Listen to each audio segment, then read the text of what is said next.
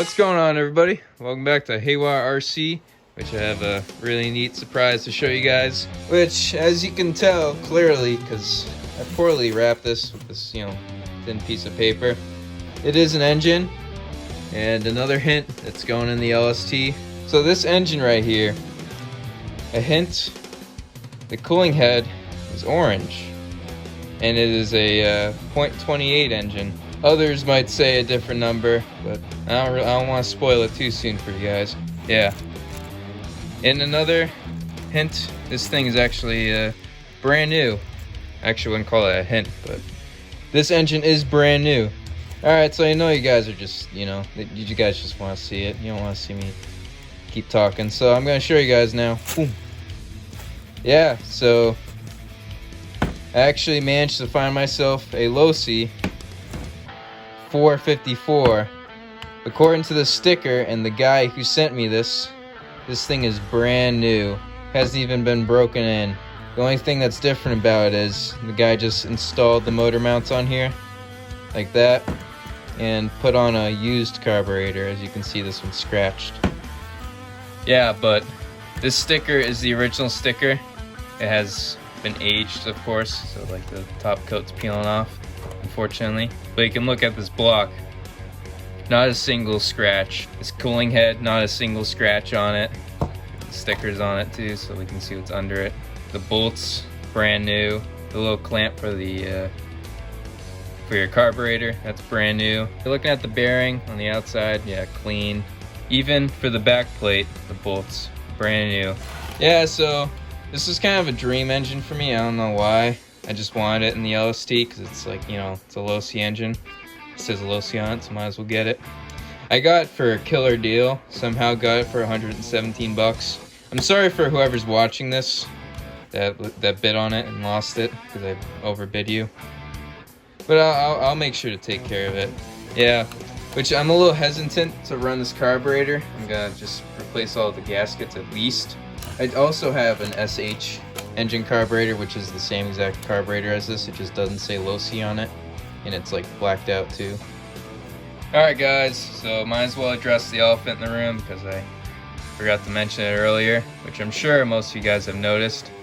Which right here, this engine has a sealed back plate, which is meant for buggies and truggies with your little starter box to spin the flywheel to crank the engine over, which I cannot do in an LST, which is why I need a pull start for this engine. And because I need a pull start engine, first I need a back plate that supports the pull start, which I got from a used engine, of course. I don't know why, but this is like cheap. I already had it around, which I cleaned it up and actually looks pretty new. But yeah, that polished up and cleaned up, so it looks pretty good. And then from that same parts engine, I also got the crankshaft from it, which Mach 2.6, but it'll fit this engine anyway. It's the same part. This crankshaft's a little dirty. I can probably polish it up a little more, clean it off. And then I got all this stuff new, which I got this little hex thingy. I don't know what it's called. Yeah, screw. I don't know, but that's what that is. That's for the pull start. And yeah, obviously right here is the pull start. Came with new bolts too, so that's nice. And then I got the one-way bearing for the pull start also. Yeah, so obviously what I'm going to be doing today is I'll be converting this to pull start and throwing this in the LST and starting the break-in. You can see the cool little stick, that's pretty cool. It didn't come with the instructions, but I know how to break in an engine anyway.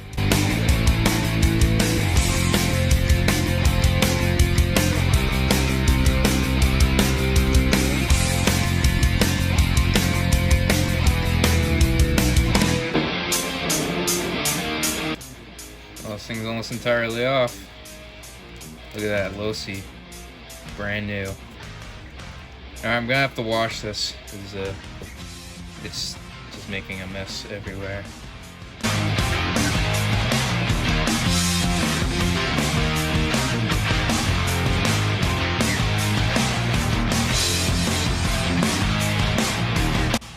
The exhaust ports, that's sweet.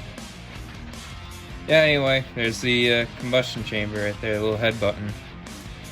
Brand new glow plug that's in it. Not sure if it's the right one, but I'll use it. It's an R4, so I guess that is the right one. Yeah, anyway, so there it is. Has never been used. Kind of cool. Alright, so I got the sleeve all nice and loose.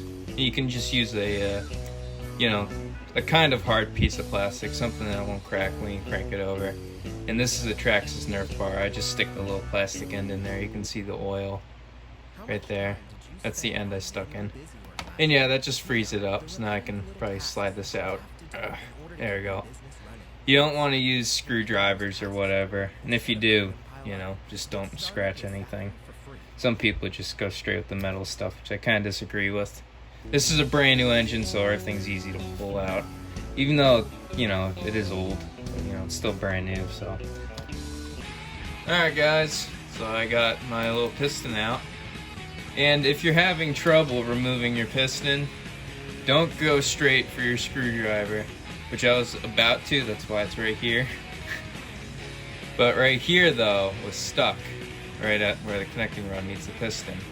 And I had, you know, a lot of difficulty trying to remove it. And here's a quick tip for any of you when you can't remove your piston, or when you can't really remove the connecting rod from your crankshaft, which is, you want to make sure that this part of your piston freely moves. So you gotta make sure you drop some oil in there, which you're gonna have to flip over that engine, you know, drop some oil down so it reaches the bottom of the piston, so that this gets all lubed up and can move, so you can push on the bottom with your 2 fingers and slide it out easily. But you shouldn't really have to be struggling pulling out your connecting rod from your crankshaft. Also, this is the crankshaft I'll be using. As you can see, it's old. I'm gonna have to clean this thing up. So I got some scuffing pad and whatnot, and I'll you know, scuff down all this and whatever. So it kind of looks like this. I could also just buy a new one, which I may do. Alright everybody, so I ended up cleaning up that crankshaft. Did a pretty good job. It was pretty dirty with all the burnt oil on it. Yeah, so it fits good. It's like original. You know, it goes up and down like it should. I'll go ahead now and put in the sleeve, which actually right before we can take a look at the porting, which it's quite fancy. Looks real nice. So this is alright, so now I got the sleeve in. Looking pretty good now.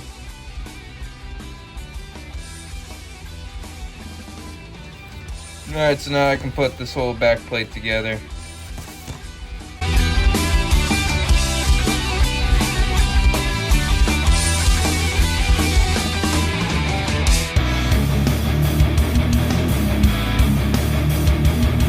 Alright everybody, so the engine is mounted in now. And what also came in the mail with the pull start is this SH engine carburetor. Yeah, this thing looks great, especially with this link I made right here. Hold the air filter up.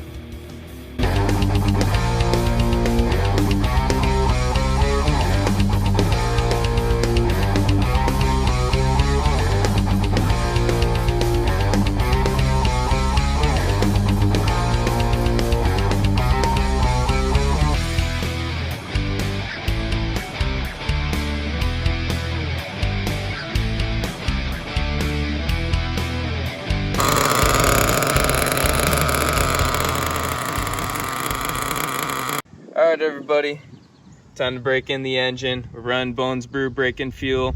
It's got pretty good oil in it, so make sure this engine breaks in fine. You guys can say hi to Propeller Duck, he'll be in today's video. Anyway, so what we're gonna do today is gonna let it idle for a tank, which we already did back at home. And then now that we got the parking lot space, which is nice and level and flat, so make sure, you know, there's not much stress on the engine while it breaks in. We'll drive this thing around the lot. We'll start with quarter throttle, then half throttle, 3/4, then full throttle passes. Do them for 2 to 4 seconds, and just ease your way in as you go throughout the tank, letting it warm up and letting the, you know, sleeve break in. In between tanks, or half tanks, I'm doing half tanks because this tank is so huge. We'll let the engine cool down at bottom dead center, just to let the sleeve expand back to its original form, so that, you know, we can break it in. Yeah, so that's pretty much it. We're doing a simple break-in. All right, yeah, so that's it pretty much. So time to get going.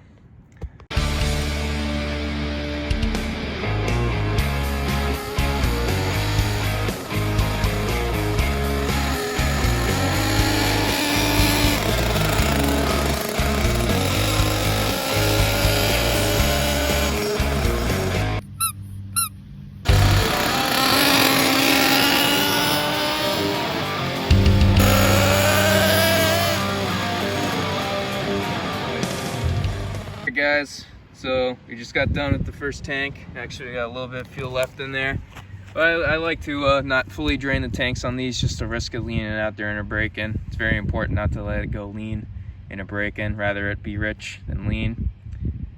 We just finished our half throttle passes. We'll do a little bit more half throttle passes to make up for that fuel.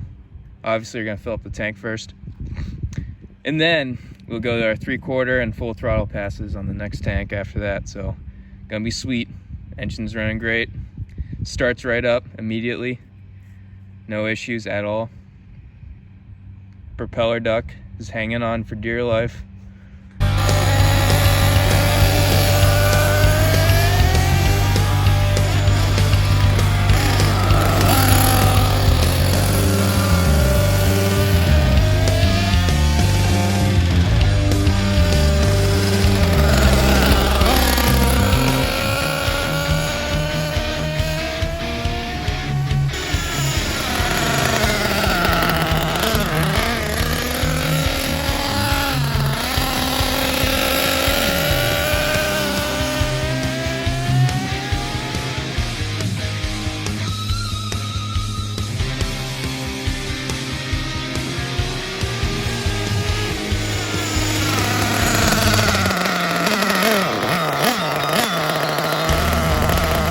Alright guys, so we are now down to our last full tank. We'll be doing the 3/4 throttle passes and full throttle passes. Just gotta make sure that I don't crash this thing, because that cooling head is sweet.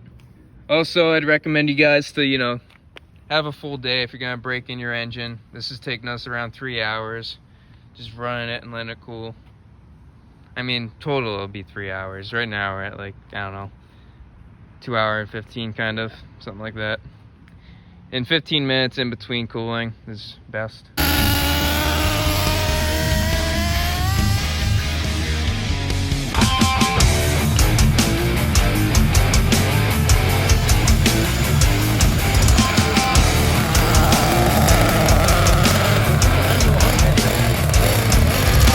Alright guys, so according to propeller duct and what the bottle said on the break-in fuel, we are now done with the break-in. We just did full throttle pass, went great. All the fuel is gone now. We actually just drained a little bit out of it. We didn't burn the whole tank because we didn't want to run lean at the end. What did happen though, we did need to swap batteries in between, because my battery I guess drained out before we could finish the break-in. It's of course it drained at the most important part, the full throttle part, where we need full precision in steering and throttle. But thankfully I was carrying this old thing, which is disgusting, but it had enough charge in it to finish the break-in for us, thankfully. Yeah, so I'd recommend you guys to fully charge your batteries before a break-in, just in case it goes out on you. I like to teach you guys stuff, unlike most YouTubers like Mr. Beast that just overstimulate you with the content and, numb your brain.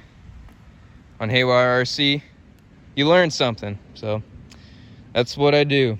Alright guys, so now it's fully broken in. I'll let it cool down, and I'll oil her up, check on inside, see if everything's all good.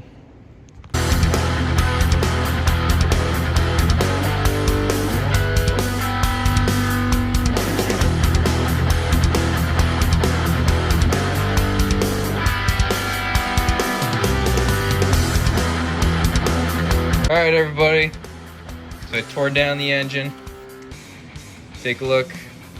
Obviously everything is clean as can be. The Bones Brew break-in fuel is great fuel. I mean, it leaves a little bit of an oil residue, but that's okay because it is a clean oil residue.